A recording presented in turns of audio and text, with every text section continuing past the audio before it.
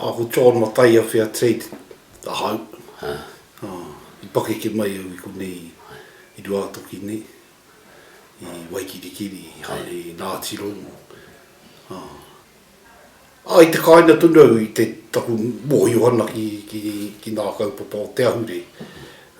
Mātau ki nā tamariki konei I tērā wā. I tō mātau rea ana hoki tunu mai ei hoki nā whānau e noho ana I waho. I nā tāone nui ki nā marae. Anei mātau nā tamariki pia nā mokopuna e noho ana I nā marae tērā. Taku mōhio noho ana e hoki mai ana nā uri kua haere. E noho mai nei I nā tāone nui. Nā pāpā, nā whāia. We taho nā korau e noho mai nei teika I tā maki. Ihea. Whakahui katoa mai I tauawa. Kua noho tahi ki runei o tātou marae.